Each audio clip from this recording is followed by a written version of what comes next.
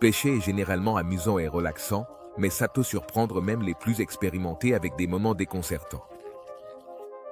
Des pêcheurs qui découvrent des briques à blagues perdues jusqu'aux échecs de pêche. Voici 15 moments de pêche marquants capturés par la caméra. Numéro 15. Pourquoi le poisson a-t-il traversé la route? Je suppose que les poules ne sont pas les seuls animaux qui peuvent être utilisés pour la blague classique de la route, parce qu'il suffit de voir ça. Ce phénomène insolite se produit lors des inondations, surtout dans les zones où les rivières ont tendance à déborder. Prenons par exemple le cas de la rivière Squamish. Dans l'État de Washington, connu pour la migration annuelle des saumons et sa tendance à déborder. La rivière, située au sud-ouest de Seattle, est l'une des plus susceptibles de déborder dans l'ouest de Washington. Lors des fortes pluies, surtout de fin octobre à décembre, la rivière gonfle et inonde les routes environnantes, créant un spectacle unique et surréaliste. Des saumons nageant sur la route, mais pourquoi finissent-ils par traverser les routes? La réponse se trouve dans leur instinct migratoire. Le saumon revient dans sa rivière natale pour se reproduire. Après avoir passé des années dans l'océan, ils comptent beaucoup sur leur sens du magnétisme pour retourner vers leur frayère. Cependant, lorsque de fortes pluies font gonfler la rivière, celle-ci gonfle et modifie son niveau d'eau, détournant parfois les saumons. Déroutés par le paysage modifié, les poissons suivent le courant de l'eau, ce qui peut les amener à traverser des routes inondées à la recherche de leur frayère. Est-ce que l'un d'entre vous a eu l'occasion d'être témoin de ce phénomène extraordinaire? Si c'est le cas, nous serions ravis que vous partagiez votre expérience unique avec nous. S'il vous plaît, prenez un moment pour écrire sur votre expérience dans la section des commentaires ci-dessous. Nous avons hâte de lire ce que vous avez à dire. Avant de continuer avec cette vidéo, appuie sur le bouton d'abonnement et sur la cloche de notification tout de suite. Numéro 14. Les rémoras peuvent s'accrocher n'importe où. Ces chanceux ont réussi à attraper une rémora, un poisson exceptionnel qui a la capacité de s'accrocher à presque n'importe quelle surface, même la peau humaine. Les rémoras, qui sont des créatures marines fascinantes, mesurent entre 30 et 90 cm de long. Sa caractéristique la plus distinctive est un organe unique, plat et ovale, situé sur le dessus de sa tête. Cet organe a une fonction particulière et est assez facile à reconnaître, ce qui facilite également l'identification de ces créatures lorsqu'elles se trouvent dans leur habitat naturel. Ces poissons ont un mode de vie unique. Et on les voit souvent accrochés à des animaux marins plus grands, comme des requins, des baleines, et même des tortues marines. Mais, pourquoi le font-ils? La réponse se trouve dans leur stratégie de survie. Les rémoras utilisent leurs hôtes comme moyen de transport, de protection et de nourriture. En s'accrochant à un animal plus grand, elles parcourent de grandes distances dans l'océan sans dépenser beaucoup d'énergie. Cette relation, le commensalisme, signifie que les rémoras profitent et leur hôte n'est pas affecté. Les rémoras se servent de leur ventouse. L'organe a des lamelles pour créer une succion. Pour maintenir ce mode de vie, les rémoras utilisent la ventouse sur leur tête. Cet organe est constitué de structures semblables à des lamelles qui s'ouvrent et se ferment pour créer une succion. En glissant vers l'arrière, la rémora augmente la force de succion, ce qui lui permet de s'accrocher fermement à la police d'un dauphin ou à la surface rugueuse d'un requin. Et quand vient le moment de se détacher, la rémora nage simplement vers l'avant, réduisant la succion et se décollant. C'est un système très efficace qui permet à la rémora de se déplacer dans les océans avec aisance et, bien sûr, sans blesser son hôte. Numéro 13. Rivière de poissons dans le désert, encore une fois. Tes yeux ne te trompent pas. Tu regardes une rivière de poissons qui déborde lentement sur une route déserte. Crois-moi, je suis aussi perplexe que toi quand j'ai découvert cette vidéo pour la première fois. Que penses-tu qu'il se passe ici? Eh bien, sur Internet, il y a des théories. Les gens pensent peut-être que la rivière voisine s'est asséchée d'une manière ou d'une autre, et que ces pauvres créatures marines étaient les seules restantes. Cependant, cette explication ne semble pas atteindre la cible ni s'approcher de la vérité complète. Après tout, la descente des poissons. La bande fuit pour un nouvel habitat. Serait-il possible que le troupeau tout entier tente de fuir, dans une tentative désespérée de trouver un nouvel habitat pour survivre? certains peuvent voir cela comme une explication plausible. Cependant, d'autres, qui préfèrent rechercher des réponses plus rationnelles et logiques, théorisent une possibilité qui, à leur avis, pourrait être plus logique et, donc plus probable. Il se pourrait qu'un camion, dédié au transport de poissons depuis l'élevage, ait subi une panne inattendue et, par accident, ait complètement ouvert l'une de ses vannes en circulant sur la route. Ce malheureux incident aurait pu provoquer le déversement de ces petits êtres aquatiques, qui se sont retrouvés soudain à lutter pour leur survie dans un terrain hostile et sec, loin de leur habitat naturel. Désespérés et confus, ces poissons recherchent instinctivement le liquide vital qui leur permet de continuer à vivre. Si tu as une hypothèse, une théorie, ou simplement une opinion à partager sur cette vidéo si particulière et tragique, n'hésite pas à laisser tes commentaires et réflexions dans la section des commentaires ci-dessous. Numéro 12. Dans l'océan. Non, tes yeux ne te trompent pas. Ce que tu vois dans cette vidéo, c'est un cerf au milieu de l'océan. Ce pêcheur est aussi perplexe que toi. Bien que les cerfs soient généralement associés aux forêts et aux prairies, il y a des cas où ces créatures se retrouvent en pleine mer. Mais pourquoi? Et comment ces animaux terrestres se retrouvent-ils dans un endroit aussi inhabituel? Tout d'abord, reconnaissons que les cerfs, y compris les daims, sont d'excellents nageurs. On sait qu'ils traversent à la nage des rivières et des lacs pour échapper aux prédateurs, chercher de la nourriture ou trouver un partenaire. Cependant, les trouver dans l'océan est rare et souvent alarmant. L'une des raisons les plus courantes pour lesquelles ces créatures peuvent se retrouver en plein océan est à cause de la désorientation ou d'une intense poursuite par un prédateur. C'est un phénomène intrigant qui a fasciné les observateurs pendant des années. Il y a eu des cas notables et assez surprenants, où des surfeurs, des pêcheurs et des navigateurs ont été témoins de la vue inhabituelle des daims luttant au milieu des vagues de l'océan. Bien que ces animaux soient connus pour être de bons nageurs, grâce à leur agilité et leur endurance, ils peuvent se retrouver dans une situation dangereuse lorsqu'ils se trouvent dans l'immense et inconnu milieu marin. Dans de telles circonstances, ils peuvent se retrouver épuisés ou désorientés, luttant pour rester à flot et retrouver leur chemin vers la terre ferme. Dans certaines histoires touchantes, les humains sont venus à leur secours. On sait que les surfeurs guident les cerfs épuisés jusqu'au rivage, et les pêcheurs les soulèvent soigneusement dans des bateaux pour les ramener à terre. Donc, si jamais tu vois un cerf nager vers l'océan, ça peut être une super idée de contacter le centre de la faune locale pour aider ces créatures avant qu'elles ne s'épuisent au milieu de la mer ouverte. Numéro 11. Poisson sauteur. Cela pourrait sembler le rêve de n'importe quel pêcheur, avec des poissons sautant hors de l'eau et parfois directement vers le bateau, mais c'est un comportement typique des carpes. Dans cette vidéo, il s'agit cependant d'une carpe asiatique. Un comportement remarquable des carpes est leur saut, causé par divers stimuli, des pierres jetées dans l'eau, hélices de bateau ou atterrissant dans l'eau. Cela peut se produire à cause de divers stimuli. Les carpes se nourrissent de plancton près de la surface, ou même une volée d'oies atterrissant dans l'eau. Les carpes, ces poissons intéressants et dynamiques, sont connus pour leur habitude de se nourrir de poissons soufflés, que l'on trouve près de la surface de l'eau. Ce sont des créatures sensibles à perturbations et leur réaction à ces stimuli peut être assez dramatique. C'est un spectacle étonnant de voir ces poissons sauter jusqu'à 3 mètres dans les airs. C'est un spectacle étonnant et particulier de voir ces poissons sauter jusqu'à 3 mètres dans les airs. Une prouesse qui surprend beaucoup de monde. Cependant, bien que cela puisse sembler simplement une curiosité amusante et inoffensive, la réalité est qu'elle pose de sérieux risques. Ces risques sont particulièrement importants pour les personnes se trouvant dans l'eau, comme les plaisanciers et les skieurs nautiques, qui peuvent être surpris par ces sauts inattendus. Disons que ce n'est pas agréable de recevoir une claque d'un poisson avec des nageoires acérées au visage. L'apparition soudaine d'un poisson sauteur de 3 à 5 kg peut également provoquer des blessures et des dégâts. Il y a eu de nombreux cas de personnes distraites par le comportement sautillant de ces créatures qui finissent par être surprises et choquées par le douloureux coup de queue d'un poisson. Certains pêcheurs profitent de ce comportement pour les attraper plus facilement, mais parfois, ça leur retombe dessus. Numéro 10. Le pêcheur découvre un message dans une bouteille. Imaginez-vous en train de pêcher dans les eaux calmes des îles Salomon du Maryland et de tomber sur un morceau d'histoire flottant dans l'eau.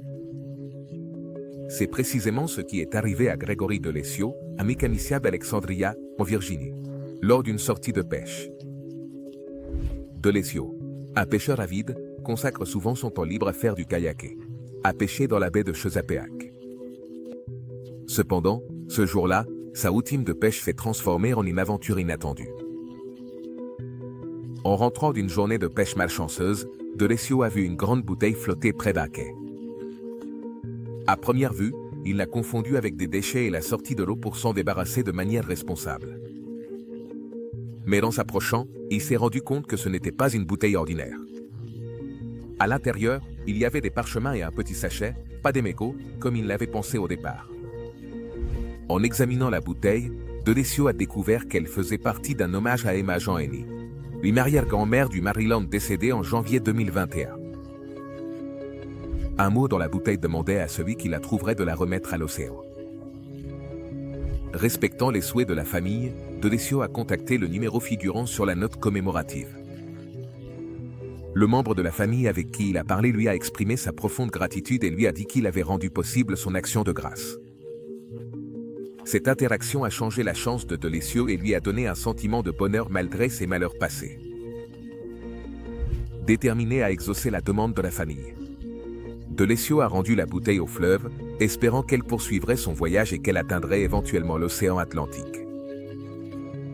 Cette bouteille, jetée depuis Sears Beach, non loin de la baie de Chesapeake, portait le souvenir d'un être cher et le respect d'un inconnu qui l'avait trouvé.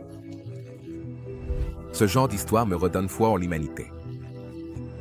C'est rare d'entendre parler de ces histoires touchantes, surtout en ces temps difficiles. Numéro 9. Une erreur coûteuse. Il est indiscutable que nous, à diverses occasions, vivons des moments où nous entrons automatiquement dans une sorte de mode pilote automatique, où nos actions semblent se dérouler sans beaucoup de réflexion consciente ou délibérée. De plus, il y a d'autres moments, peut-être tout aussi fréquents, où nous devenons un peu distraits, perdant brièvement le fil de nos tâches ou de nos responsabilités. Dans la plupart de ces cas, heureusement, rien de grave ou de nuisible ne se produit à la suite directe de ces lapsus momentanés d'attention ou de concentration. Cependant, cette fois-ci, cet individu a choisi le lieu et le moment les moins opportuns pour activer le pilote automatique. C'est une pratique assez courante parmi les pêcheurs de prendre une photo commémorative de la prise du jour pour célébrer leur succès. Cette tradition se pratique, bien sûr, en grande partie pour le plaisir de montrer la taille du poisson capturé, surtout parmi les pêcheurs qui suivent la philosophie de l'attraper et relâcher, montrant ainsi leur respect pour la vie marine. Cependant, cette personne a commis une erreur involontaire qui s'est révélée assez coûteuse pour lui. Après avoir pris une photo avec le poisson pêché, il a choisi de le relâcher, respectant la nature. Du moins, tel était son plan, montrant ainsi son respect pour la nature. Du moins, c'était son plan initial. Cependant, dans un tournant inattendu des événements, au lieu de relâcher le poisson dans l'eau, il a accidentellement lancé son téléphone portable. Heureusement, ils ont réussi à le récupérer, mais pas sans effort. Numéro 8. Poisson à phare. Non, cette vidéo n'est pas truquée. Tu es en train de voir un vrai poisson connu sous le nom de poisson lanterne. Ces petits poissons nocturnes des eaux tropicales ont une capacité remarquable à produire de la lumière. Mais, comment font-ils? Les poissons lanternes ont des organes spécialisés sous les yeux qui contiennent des bactéries bioluminescentes. Ces bactéries produisent de la lumière grâce à une réaction chimique similaire à celle des lucioles. Les poissons peuvent contrôler cette lumière en l'allumant et en l'éteignant. Ils utilisent cette capacité à diverses fins, comme la communication, la recherche de nourriture et l'évasion des prédateurs. La communication par des motifs de lumière favorise la coopération et améliore la survie dans des environnements marins difficiles. Quand le poisson veut s'assombrir, il suffit de tourner son organe lumineux vers l'arrière, cachant ainsi la lumière. Ce contrôle rapide de la lumière aide les poissons lanternes à prospérer dans leur habitat. Les poissons lanternes montrent une large gamme de préférences d'habitat. Bien qu'ils soient souvent associés à des environnements d'eau profonde, on les trouve aussi dans les régions côtières et les récifs coralliens. Cette polyvalence dans la sélection de l'habitat met en évidence sa capacité à s'adapter à différents écosystèmes. Dans les zones côtières, ils peuvent utiliser leur bioluminescence pour naviguer et communiquer dans les eaux troubles. Dans les récifs coralliens, leur présence contribue à la dynamique complexe de ces écosystèmes dynamiques. Sa capacité à produire de la lumière n'est pas juste un truc pour les fêtes, mais un outil crucial pour la survie dans les profondeurs de l'océan. C'est sans aucun doute l'une des créatures les plus intéressantes que tu rencontreras en mer. Numéro 7. Poisson tornade. Le terme « poisson tornade » peut sembler tiré d'un monde fantastique ou d'un livre de science-fiction, mais en réalité, c'est un phénomène complètement réel et fascinant. Il te suffit de regarder ce plongeur, qui se trouve juste au milieu du spectacle, pour comprendre son ampleur. Chaque jour, dans l'immense, mystérieux et souvent imprévisible océan, un phénomène incroyable se produit. Des centaines, voire parfois des milliers, de thons à nageoires jaunes se déplacent et se synchronisent ensemble dans une formation hypnotique et parfaitement orchestrée. Cette spectaculaire danse sous-marine génère une masse tourbillonnante de poissons qui, sous certains angles, ressemble étonnamment à une tornade. La nature ne cesse de nous surprendre par sa beauté et sa complexité. Mais, pourquoi ces magnifiques créatures font-elles cela? Le rabil est connu pour sa vitesse et son agilité, qui sont cruciales pour leur survie. La tornade de poissons n'est pas seulement un spectacle fantaisiste.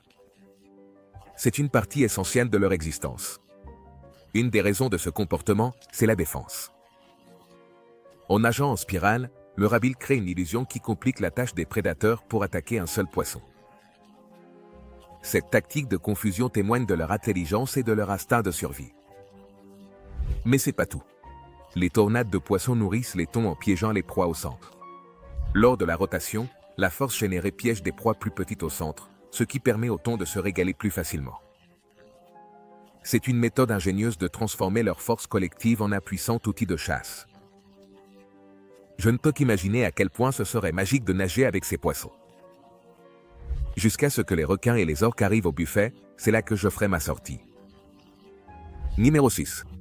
Sirène piégée par un plongeur. Ce plongeur profitait des eaux calmes quand tout à coup, il aperçut un humain. Du moins, c'est ce qu'il a pensé au départ. Ce qu'il a vu n'était pas un humain ordinaire. C'était moitié humain et moitié poisson. Une sirène. Les sirènes, créatures aquatiques légendaires avec la tête et la partie supérieure du corps de femme et une queue de poisson, ont captivé l'imagination humaine pendant des siècles. Son histoire et sa conscience publique sont riches et diverses, et couvrent plusieurs cultures et époques. Les premières histoires de sirènes remontent à l'an 1000 avant Jésus-Christ, avec les divinités marines babyloniennes Olani et Atarchitus. Depuis lors, le folklore des sirènes est apparu à toutes les époques et dans toutes les cultures, de la Grèce antique à l'Angleterre victorienne. Au XIXe siècle, les sirènes étaient souvent mentionnées dans l'art, la littérature, la musique et les actualités. Ces observations étaient parfois présentées comme des faits. La musique est même dans les actualités, avec des observations de marins et de résidents côtiers. 809, l'Agasta de Cantiche a rapporté des sirènes près de Thurso. Les sirènes, influencées par la mythologie grecque, ont évolué de moitié oiseau à moitié poisson. Par exemple, en 1809, l'Agasta de Cantiche a rapporté des observations de sirènes près de Thurso, comme preuve de l'existence de ces créatures mythiques. Dans la culture occidentale, le concept des sirènes comme chanteuses belles et séduisantes a pu être influencé par les sirènes de la mythologie grecque, qui étaient à l'origine représentées comme des créatures moitié oiseaux, mais plus tard, imaginées comme moitié poissons durant l'ère chrétienne. Parmi les récits historiques les plus marquants, on trouve ceux de Christophe Colomb, lors de son exploration des Caraïbes, qui auraient pu être des observations de lamantins ou de mammifères aquatiques similaires. Malgré le manque de preuves concrètes soutenant leur existence, mes rapports d'observation de sirènes continuent jusqu'à nos jours. Numéro 5. Monstres et paquets aluminium. Dans cette vidéo fascinante, un groupe joyeux de personnes a décidé de passer un bon moment et de s'amuser tout en profitant d'une journée de pêche. Avec l'intention de capturer chaque moment de leur aventure, ils ont décidé de garder la caméra en enregistrement constant tout en se livrant à des frasques et des jeux au milieu de l'immensité de l'océan. Créature et tapas. C'était que quelque chose de complètement inattendu et extraordinaire allait se produire sous leurs propres yeux. Alors que la caméra continuait d'enregistrer, ils ont vu une créature énorme nageant sous la surface de l'eau bleu profond. Elle ne ressemblait à aucune espèce reconnaissable. Nageant sous la surface cristalline de l'eau bleu profond. Elle ne ressemblait à aucune espèce reconnaissable. Elle était longue, incroyablement longue, et laissait une énorme traînée derrière elle. La possibilité que ce soit un poisson minéral avait déjà été écartée à cause de son apparence et de son mouvement, qui ressemblaient plus à ceux d'un serpent ou d'une couleuvre qu'à ceux d'un poisson géant. Ce clip a immédiatement généré une tonne de théories farfelues, allant des cryptides aux espèces inconnues. Cependant, certains croient que cette créature inconnue n'est pas un cryptide, mais un poisson orphie. Ces créatures ont des corps allongés et serpentins. Vivant sous la surface de l'océan, elles sont sensibles aux mouvements sismiques de la Terre. Et quand elles le font, cela signifie souvent que la nature est sur le point de semer le chaos. Ces créatures, qui vivent sous la surface de l'océan, sont sensibles aux mouvements sismiques de la Terre. Il n'est pas surprenant que ces créatures aient été associées à des signes omineux et qu'elles servent de messagers de la colère de la nature. Numéro 4. Sirène échouée. Nous voici avec un autre segment vidéo intéressant qui montre ce que certains passionnés de mystère et de l'inconnu affirment être une véritable sirène. Un serpent mythologique d'une grande fascination et mystère. Cette fois-ci, la créature mythique aurait été découverte dans un triste état d'inactivité, échouée dans les eaux peu profondes et calmes juste au large d'une plage inconnue, loin de son prétendu habitat marin profond. Les pêcheurs locaux, connus et respectés pour leur familiarité avec diverses créatures marines et leur expertise dans leur métier, ont été surpris et déconcertés de trouver quelque chose d'aussi inhabituel et hors du commun dans leur routine quotidienne. Presque immédiatement, ces pêcheurs, habitués aux surprises que la mer peut offrir, ont rapidement entouré la supposée sirène. Avec curiosité et prudence, ils ont commencé à examiner la créature, essayant de discerner son authenticité, de déterminer s'il s'agissait vraiment de la créature mythique que nous connaissons tous à travers les histoires et les légendes, ou si ce n'était qu'une simple tromperie ou une confusion. Ce qui rend cet incident fascinant, c'est l'affirmation des habitants sur une version plus longue de la vidéo. Selon eux, cette vidéo montre une vision détaillée de la sirène, révélant son apparence et promettant plus de détails. Cependant, de manière inexplicable, cette vidéo a disparu d'Internet.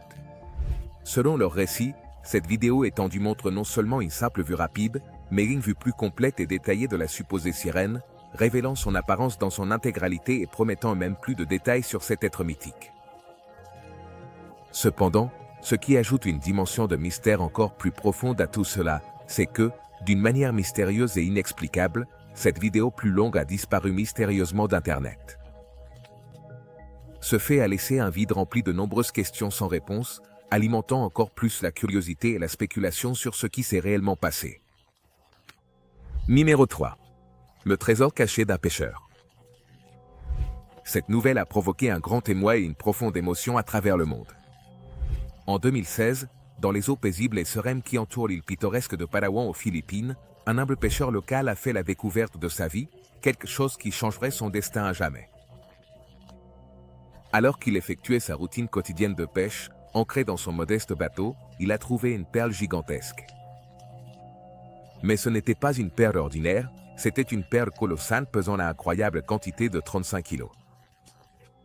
Cette découverte n'était pas seulement impressionnante par sa taille, mais aussi par sa rareté et sa beauté unique. C'était un trésor des profondeurs, issu d'une énorme palourde, remarquable par son origine et sa taille. Pendant 10 ans, cette perle est restée cachée, dissimulée sous le lit du pêcheur. Pour lui, c'était plus qu'une gemme. C'était un talisman, un symbole de bonne chance. Inconsciente de sa valeur immense, estimée à plus de 100 millions de dollars. Le pêcheur l'appréciait en secret.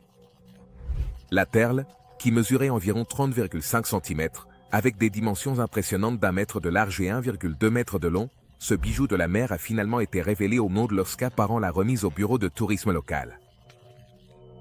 Les fonctionnaires du bureau, complètement ébahis par sa taille considérable et sa valeur potentiellement inestimable, se trouvent maintenant dans une phase d'attente pour la confirmation officielle de son statut en tant que plus grande perle du monde. Ce statut n'est pas quelque chose qui se donne à la légère, et s'il est confirmé, la perle ne serait pas seulement un trésor pour la localité, mais elle deviendrait aussi une véritable pièce maîtresse dans le monde des gemmes naturelles. Numéro 2. Débris spatiaux. Cette année, lors d'un événement extraordinaire qui a surpris tout le monde, un pêcheur local de la petite ville de Morombatang, située dans les magnifiques îles des Philippines, a fait une découverte incroyablement inhabituelle. Alors qu'il développait sa routine quotidienne de pêche, il est tombé sur ce qui semblait être des débris provenant d'un cargo spatial chinois. Cette découverte inattendue a immédiatement attiré l'attention des autorités compétentes. Par la suite, la garde côtière philippine, l'entité principale chargée de la sécurité maritime dans la région, a pris la responsabilité de gérer la situation, annonçant cet incident par le biais d'un rapport officiel. L'enquête menée a déterminé que les débris trouvés ressemblaient énormément à la section supérieure du Tianzhu, un cargo spatial automatisé chinois utilisé pour approvisionner la station spatiale. Cette découverte a suscité un grand intérêt et une curiosité en raison de son origine. Après la découverte, les débris ont été gardés et sécurisés à la station de la garde côtière philippine à Morombatang, un point stratégique pour ce genre d'opération. Heureusement, les débris spatiaux ne sont pas tombés dans une zone habitée, où ils auraient pu mettre en danger la sécurité et le bien-être des habitants.